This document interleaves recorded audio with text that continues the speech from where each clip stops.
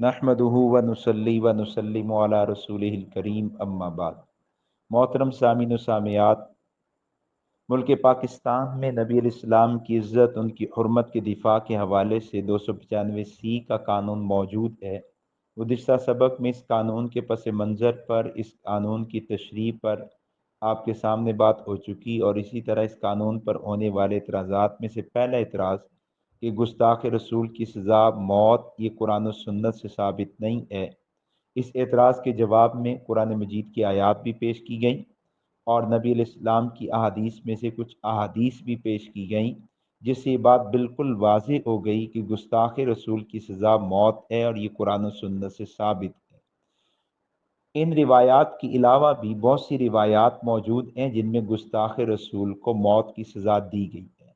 حدیث میں ایک عورت کا ذکر بھی ملتا ہے جو مذہباً یہودیہ تھی، اس کا نام اسما بنت مروان تھا۔ حدیث میں آتا ہے کہ یہ عورت نبی علیہ السلام کی توہین کرتی تھی، تو حضرات صحابہ کے مجمع میں آپ نے فرمایا تم میں سے کون ہے جو اس سے میرا بدلہ لے۔ مجمع میں ایک ایسے صاحب موجود تھے جو اسی عورت کے قبیلے سے تھے لیکن مسلمان ہو چکے تھے۔ یہ کھڑے ہوئے اور نبی علیہ السلام سے عرض کرنے لگے، اللہ کے نبی، میں آپ کا بدلہ لوں گا۔ چنانچہ یہ صاحب گئے اور جا کے انہوں نے اس یہودیہ گستاخ عورت کو قتل کر دیا۔ آگے روایت میں ہے کہ جب نبی علیہ السلام تک یہ بات پہنچی تو نبی علیہ السلام نے فرمایا کہ ایسا معاملہ ہے جس میں کوئی اختلاف نہیں، یعنی گستاخ رسول کی سزا یہ ایسا معاملہ ہے جس میں کسی طرح کا کوئی اختلاف نہیں ہے۔ اور ایک روایت میں نبی علیہ السلام نے فرمایا کہ اگر تم میں سے کوئی شخص پسند کرتا ہو کہ ایسے آدمی کو دیکھے جس نے اللہ اور اس کے رسول کی غائبانہ طور پر مدد کی ہے، تو اسے چاہیے کہ عمیر ابن عدی کو دیکھے۔ یہ عمیر ابن عدی یہ صحابی ہیں جنہوں نے اس گستاخ عورت کو قتل کیا، اور یہ نابینا صحابی تھے۔ ایک روایت میں نبی علیہ السلام تک یہ خبر پہنچی تو آپ نے فرمایا الا ان دما حدرن، کہ لوگوں گواہ ہو جاؤ کہ اس کا خون رائے گا گیا، جو گستاخ کو قتل کیا گیا ہے اس کی قصاص میں اب عمیر ابن عدی کو قتل نہیں کیا جا سکتا، اس یہودیہ کا خون رائے گا گیا ہے۔ گستاخ عورت واجب القتل تھی۔ علامہ ابن تیمیہ رحمۃ اللہ علیہ وہ بھی اس روایت کے بعد فرماتے ہیں کہ یہ روایت نبی علیہ السلام کی گستاخ کے قتل پر دلالت کرتی ہے۔ کیوں؟ اس لیے کہ اس کو قتل کیا گیا ہے صرف اس وجہ سے کہ یہ عورت نبی علیہ السلام کی توہین کرتی تھی، نبی علیہ السلام کی شان میں ہذیان بکا کرتی تھی۔ اس کے علاوہ اور بھی گستاخ ہیں، جیسے ابو اف یہودی ہے اور یہ بوڑھا یہودی ہے۔ نبی علیہ السلام مدینہ طیبہ جب آئے تو اس وقت اس کی عمر 120 سال تھی۔ یہ بھی نبی علیہ السلام کی توہین کیا کرتا تھا اور گستاخی میں بہت آگے بڑھ جاتا تھا۔ پھر جب بدر میں مسلمانوں کو فتح ہوئی تب تو یہ آگ بگولا ہو گیا اور اس نے نبی علیہ السلام کی اور توہین شروع کر دی۔ چنانچہ نبی علیہ السلام ہی نے حضرت سالم بن عمیر رضی اللہ تعالیٰ عنہ کو ان کی تشکیل کی اور انہوں نے جا کے اس گستاخ بندے کو ابو اف یہودی کو قتل کر دیا۔ اس کے علاوہ حضرت خالد بن ولید ہیں جنہوں نے گستاخ کو قتل کیا، حضرت عبداللہ ابن زبیر ہیں جنہوں نے گستاخ رسول کو قتل کیا، حضرت علی المرتضیٰ ہیں جنہوں نے گستاخ رسول کو قتل کیا، حضرت عمر فاروق رضی اللہ تعالیٰ عنہ ہیں جنہوں نے گستاخ رسول کو قتل کیا۔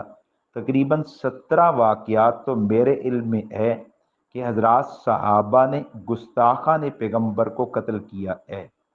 اگر یہ 17 واقعات نہ ہوتے، فقط ایک بندے ہی کو توہین رسالت کے جرم میں قتل کیا گیا ہوتا تو اس سے بھی نفس مسئلہ ثابت ہو جاتا کہ گستاخ رسول کی سزا موت ہے، اور یہ سزا نبی علیہ السلام نے خود جاری کروائی ہے۔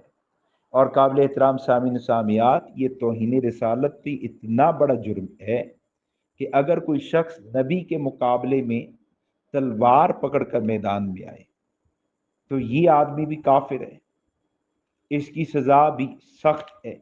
لیکن اگر کوئی آدمی زبان کے ذریعے نبی کی توہین کرنے لگے تو یہ بڑا جرم ہے۔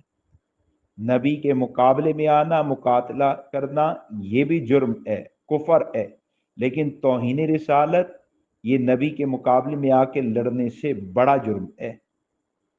چنانچہ آپ بدر کو لیں کہ بدر میں جب مسلمانوں کو فتح ہوئی اور کفار کو قیدی بنایا گیا اور کفار کو پھر مدینہ کی جانب لایا گیا، تو ان قیدیوں کو بعد میں رہائیاں ملی ہیں، مختلف صورتیں بنی اور ان کو رہائیاں ملی، لیکن ان قیدیوں میں سے 2 قیدی ایسے ہیں جو مدینہ نہیں پہنچے، راستے میں ان کو قتل کر دیا گیا ہے۔ ایک اس کا نام عقبہ ابن ابی معیط ہے اور دوسرا اس کا نام نضر بن حارث ہے۔ یہ عقبہ ابن ابی معیط اور یہ نضر بن حارث، یہ دونوں وہ مردود ہیں جو مکہ کی زندگی میں رحمت دو عالم صلی اللہ علیہ وسلم کو از حد ستایا کرتے تھے، نبی علیہ السلام کی توہین میں پیش رہا کرتے تھے، نبی علیہ السلام کی گستاخی میں آگے آگے بڑھ کر رہتے تھے، نبی علیہ السلام کے ساتھ دشمنی میں ساری حدیں کراس کر چکے تھے۔ چنانچہ یہ جب آئے ہیں اور قیدی بنے تو اللہ نے حکم کیا دیا کہ نبی جی یہ باقی قیدیوں کو تو آپ لے جائیں مدینہ، اور اللہ جانتے ہیں کہ ان میں بعد میں رہا ہو جانا ہے، تو ان کو تو مدینہ لے جانے دیا گیا، لیکن یہ جو عقبہ ابن ابی معیط ہے اور نضر بن حارث ہے، ان دونوں کافروں کو بدر سے مدینہ لے جاتے ہوئے راستے ہی میں قتل کیا گیا ہے۔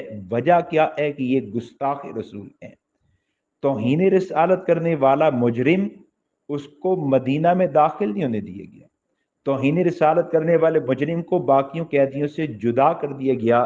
اس لیے علماء نے لکھا ہے کہ نبی کے مقابلے میں آ کے لڑنا یہ بھی بڑا جرم ہے، لیکن نبی کی توہین کرنا یہ اس سے بھی بڑا جرم ہے۔ تو بہرحال احادیث میں بہت سے واقعات ایسے ملتے ہیں جن میں گستاخان رسول کو سزا کے طور پر قتل کیا گیا ہے، اور یہ واقعات اس قانون کی حقانیت پر، اس قانون کی صداقت پر دلائل ہیں۔ اللہ رب العزت اس حقانیت اور صداقت کو ماننے کی بھی توفیق عطا فرمائے، اور اس قانون کی حقانیت اور صداقت کو دوسروں تک پہنچانے کی بھی توفیق عطا فرمائے۔